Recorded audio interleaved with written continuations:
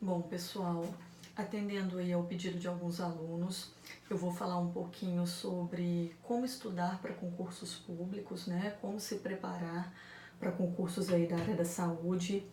Eu elenquei aqui no computador os principais tópicos e ao longo do vídeo eu vou dando algumas dicas, tá bom? O primeiro tópico é o planejamento e o estabelecimento de metas. O que seria isso? O aluno ele precisa definir qual concurso ele pretende prestar. Se é para prefeitura, se é tribunais, EBSER, né? Esse é o primeiro ponto, porque as bancas variam muito e os assuntos também abordados em cada concurso pode variar de um para o outro. Então é importante que o aluno se planeje e defina qual concurso público ele pretende passar. Tem pessoas que começam fazendo concursos mais simples, com salário menor, e ao longo dos anos vão se aperfeiçoando, né?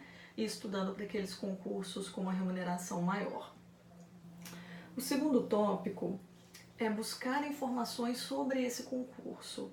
Então, por exemplo, se você pretende fazer concurso para algum tipo de tribunal, né, analista judiciário, você tem que pesquisar se o edital já está publicado, se tem alguma previsão de publicação desse edital, olhar os canais de comunicação para saber se a previsão é do concurso sair esse ano ou ano que vem. Está sempre pesquisando no Google, lendo as notícias relacionadas ao concurso público, para você ir se preparando.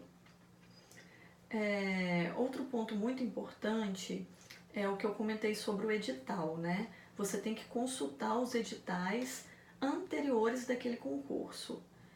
Por exemplo, o concurso da EBSER, você tem que verificar qual foi a banca, né, daquele concurso, buscar os editais dos últimos anos, identificar as disciplinas que foram cobradas, o conteúdo, o peso de cada questão. Normalmente, conhecimentos específicos, o peso é maior.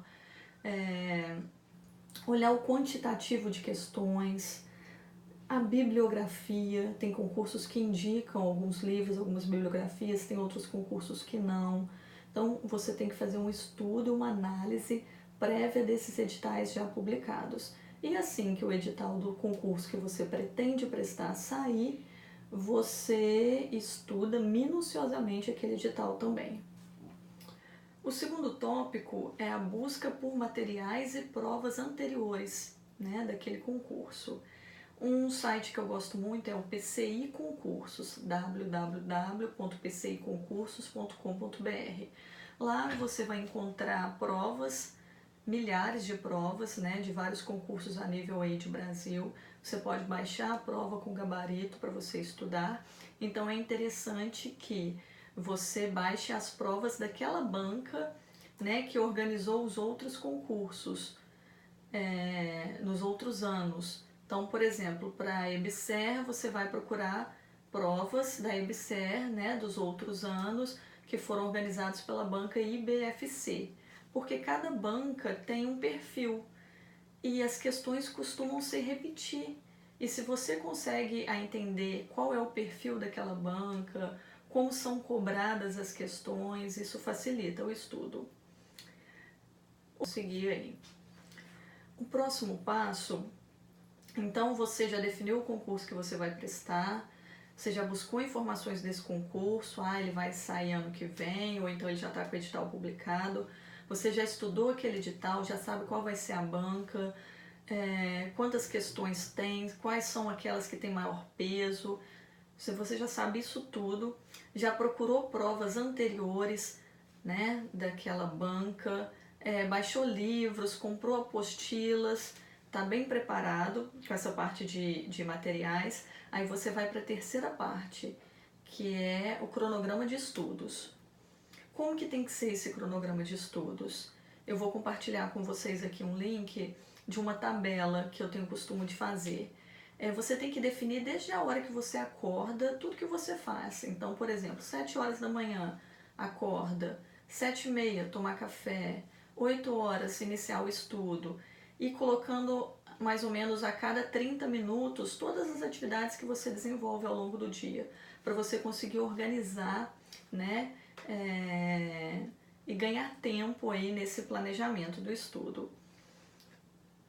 Eu vou falar um pouquinho sobre a minha forma, né, de estudar, mas esse método de estudo, ele vai depender muito do tempo que cada aluno tem disponível no dia a dia, tá? Eu, particularmente, quando estava estudando para concursos, eu procurava estudar durante a semana de 2 a 3 horas por dia e no fim de semana eu fazia a revisão daquele conteúdo da semana. Então eu costumava estudar de 2 a 3 disciplinas por dia.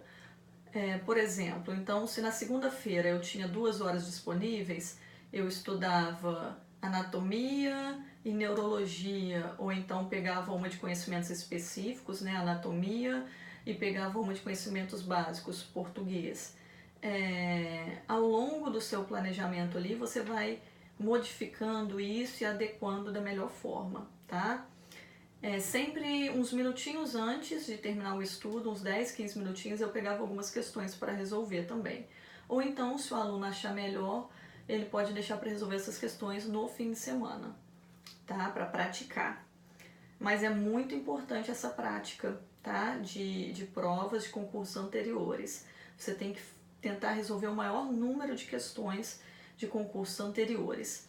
Eu também tinha um método que eu gostava muito, que era assim, sempre que eu lia sobre algum conteúdo, seja em uma apostila ou então lia uma questão sobre determinado conteúdo que eu não tinha conhecimento, eu parava a questão e corria lá no Google para estudar e ler sobre aquele assunto. Eu não deixava passar. Você não pode ter um conhecimento muito superficial da questão, não. Então, por exemplo, se você lê sobre teste de LASEG na questão e você tem dúvidas, você tem que correr lá no Google, no material que você tenha, e pesquisar como é realizado aquele teste, qual é a estrutura cometida, isso tudo, tá bom?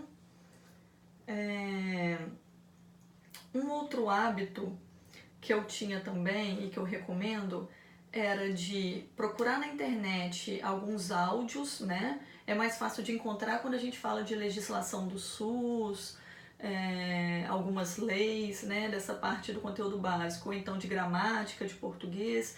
Mas se você não encontrar nenhum áudio na área de conhecimentos específicos, na hora de você estiver estudando, você grava alguns áudios no celular, porque aí sempre que você estiver no carro, estiver aguardando uma consulta, estiver em algum local, você pode estar ouvindo aqueles áudios. Porque às vezes a gente fica cansada também de ficar estudando só na tela do computador ou no livro. E é uma forma de você estar diversificando o seu método de estudo.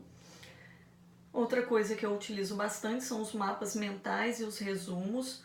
Por isso que vocês vão ver lá no meu canal do Instagram, né, na minha página, que eu trabalho muito com e-books e com resumos. Esses e-books eu passo para o celular e estou sempre revisando, né, aquele assunto, aquela disciplina através deles. E na véspera de prova também é uma excelente opção você ter esses mapas mentais e resumos no celular. E por fim,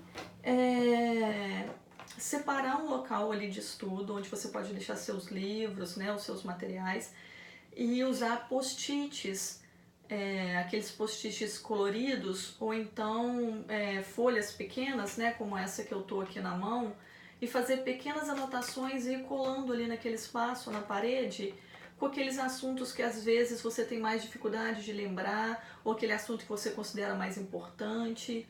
É uma forma também de você mentalizar aquilo, tá bom? Eu acho que é isso. São algumas dicas para quem vai prestar concurso. Pretendo estar disponibilizando, como eu falei, essa tabela, esse modelo de cronograma lá no meu Instagram, que é @professoreliana.